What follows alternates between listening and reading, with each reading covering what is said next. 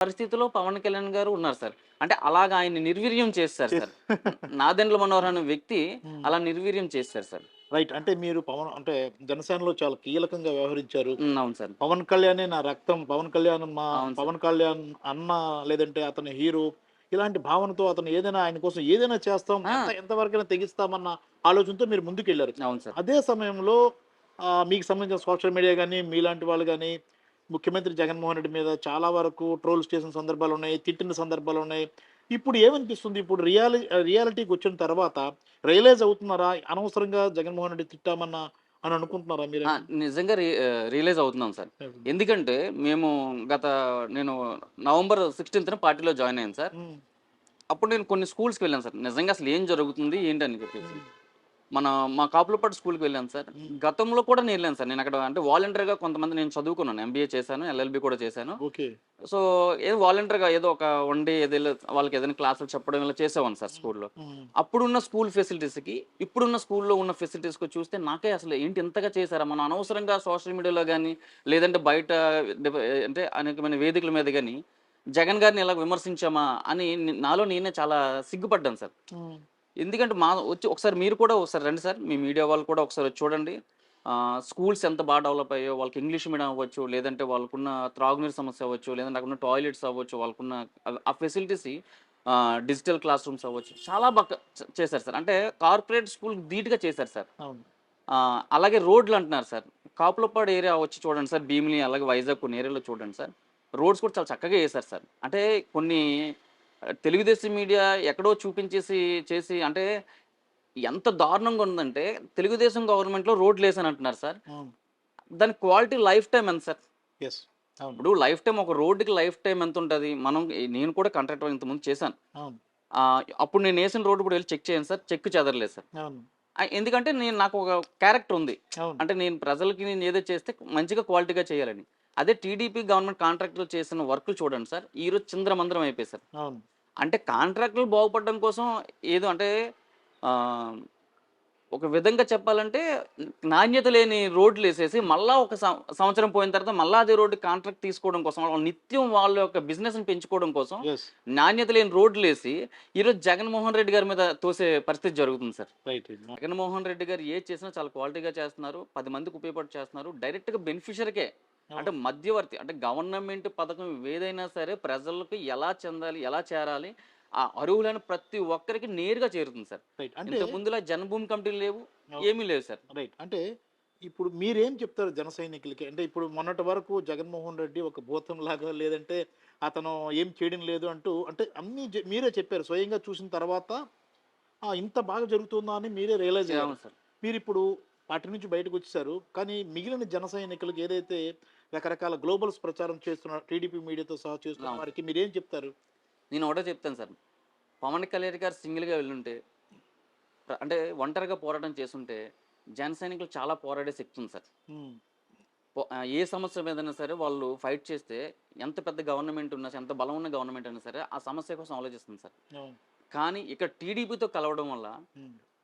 TDP వాళ్ళ అధికారం అంటే వాళ్ళ యొక్క ఆధిపత్యం కొరకు జన సైనికుల్ని స్థానికంగా చాలా ఇబ్బందిని అంటే చాలా నీచంగా మాట్లాడడం.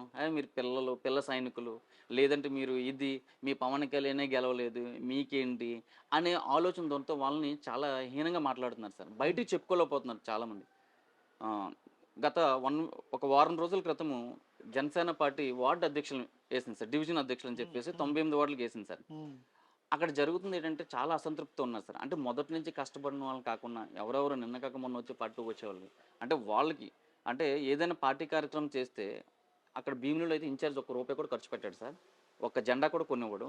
కానీ అక్కడ స్థానికంగా ఉన్న వాళ్ళు ఏదో రాజకీయంగా వాళ్ళు ఎదుగుదామన్న ఉద్దేశంతో వాళ్ళు సొంతంగా డబ్బులు ఖర్చు పెట్టి చేసేవాళ్ళు కొంతమంది ఉన్నారు సార్. ఈ మధ్యన జాయిన్ అయ్యారు వాళ్ళు. అవును. అంటే వైసీపీలో లేదంటే మిగతా పార్టీలో వాళ్ళకి గట్టిగా అంటే వాళ్ళు చేసే పనుల వల్ల వద్దు మీరు ఈ పార్టీకి వద్దంటే ఈ పార్టీకి వచ్చి ఏదో 100, 200 ఖర్చు పెట్టి ఓ జెండలు కట్టి చేస్తున్నారు. అలాంటి వాళ్ళందరికీ వాటర్ ప్రెషన్లు ఇచ్చారు సార్. హుహు. మిగతా వాళ్ళందరూ చాలా ఇబ్బంది పడుతున్నారు సార్. వాళ్ళు మానసికంగా చాలా ఇదిగా ఉన్నారు.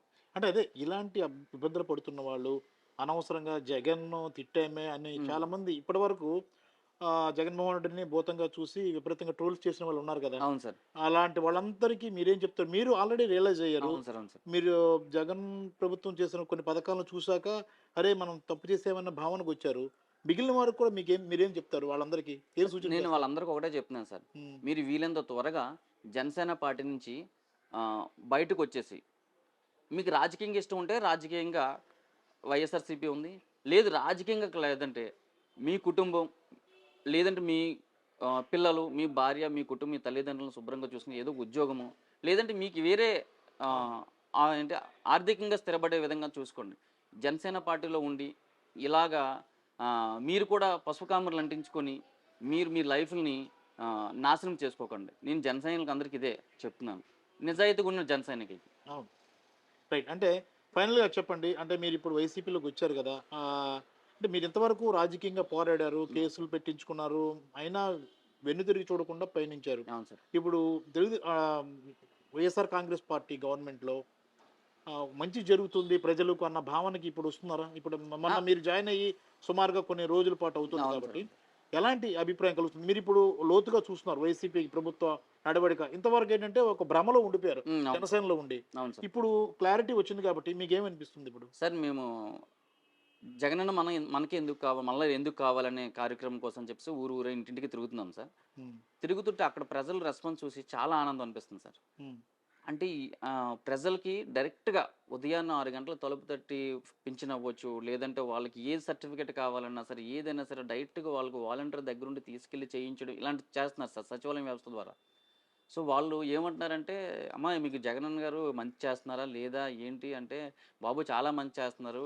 నన్ను వాళ్ళు అంటున్నారు సార్, "ఇన్నాళ్ళు నువ్వు ఇక్కడ అనవసరంగా అక్కడ ఉన్నావు. ఈ పార్టీలోకొచ్చి చాలా మంచి జరిగింది. హ్మ్. ఇప్పుడు మాకు నిజంగా ఒక మంచి నాయకుడు వచ్చాడనే భ్రమలో మేమున్నాము. వచ్చి 10 మందికి న్యాయం చేస్తామని." అనే భ్రమలో చాలా మంది చెప్తున్నారు సార్ మాకు. ఓకే. ఓకే. అంటే గడప గడపకి తిరుగుతుంటే చాలా హ్యాపీగా ఫీల్ అవుతున్నారు సార్ అంటే వాళ్ళు. మీరు ఇంతకుముందు అనవసరంగా ఎందుకు జనసేనకెళ్లారని అడుగుతున్నారా వాళ్ళు? ఆ! అడుగుతున్నారు సార్. ఆ! అంటే అప్పుడు కూడా మేము కార్యక్రమం చేశాం సార్.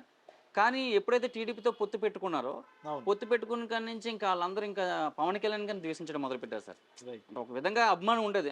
ఏదో చేస్తున్నారు, మంచి చేస్తున్నారు, కుర్రోళ్ళందరిని ఏదో మంచి వైపు నడిపిస్తున్నారు అనేది ఉంది. ఎప్పుడైతే ఈయన టీడీపీతో పొత్తు పెట్టుకున్నారో, పొత్తు పెట్టుకున్న కాడి నుంచి కూడా పవన్ కళ్యాణ్ గారు గ్రౌండ్ స్థాయిలో యాంటీ అయిపోయారు సార్. ఓకే. అభిమానించే వాళ్ళు కొంతమంది కూడా వాళ్ళు కూడా యాంటీ అయిపోయారు sir. Right. Right. Okay. Thank you very much brother. Thank you sir. ఇది చూసాం కదా! జనసేన పార్టీకి సంబంధించిన సీనియర్ నాయకులు తొలి రోజుల్లో జెండా పట్టుకొని తిరిగి, ఆయన కోసం ఫైట్ చేసి, పోలీసు కేసులు నమోదు చేయించుకొని, ఇప్పటికీ కేసుల కోసం తిరుగుతున్న వారంతా కూడా వాళ్ళ భ్రమలన్నీ తొలగిపోయాయి. ఎప్పుడైతే పవన్ కళ్యాణ్ సొంతంగా కాకుండా తెలుగుదేశం పార్టీతో పొత్తు పెట్టుకోవాలి, కలిసి వెళ్ళాలని నిర్ణయించుకుంటారో చాలామంది జన సైనికులంతా కూడా తీవ్ర స్థాయిలో వ్యతిరేకిస్తున్న పరిస్థితి కనిపిస్తోంది. ఇప్పుడు మనం ఈశ్వర్‌తో మాట్లాడాము. ఆయన తొలి రోజుల నుంచి జనసేనలో ఉన్నారు.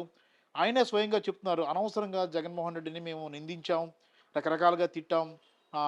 సారీ జగన్ గారు అని చెప్పే పరిస్థితి కూడా వస్తుంది. ఎందుకంటే గతంలో ఆ భ్రమలో ఉండి రకరకాల విమర్శలు చేసిన మనంతా కూడా ఇప్పుడు రియలైజ్ అవుతున్నారు. వైసీపీ ప్రభుత్వం ఏం చేసిందనేది ఇప్పుడు కళ్ళారా చూసిన తర్వాత ప్రజల నుంచి అలాంటి అనూహ్య స్పందన లభిస్తుందని కూడా చెప్తున్నారు. మొత్తం మీద జనసేనలో తీవ్రమైన అసంతృప్తి జ్వాలలనేది రగిలిపోతున్న పరిస్థితి కనిపిస్తుంది. చాలామంది గుంభనంగా ఉన్నారు. అరే! అనవసరంగా ఎందుకు జనసేనకి మద్దతు పలికేమన్న భావనలో ఉన్నట్లుగా కూడా స్పష్టమైపోతుంది. ఇంకా చాలామంది జన సైనికులు బయటకు వచ్చేయడమో, లేదంటే మౌనంగా ఉండిపోయి తమ తమ వృత్తుల్లో నిమగ్నమైపోవాలని నిర్ణయించుకోవడమో జరుగుతుందన్న అభిప్రాయం కూడా చాలామంది నుంచి వ్యక్తమవుతుంది. కెమెరామెన్ మూర్తితో Prasad, I Dream Media, Visakhapatnam.